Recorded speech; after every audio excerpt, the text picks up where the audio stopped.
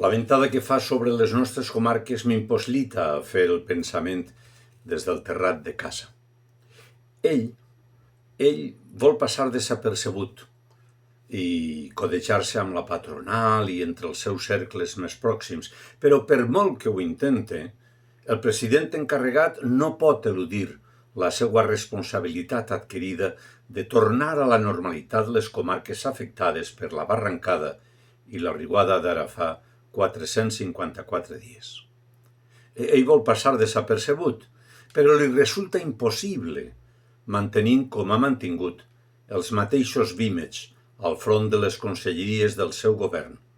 Una gent de demostrada incapacitat per poder recuperar res, mediatitzats, a més, amb els compromisos amb tercers.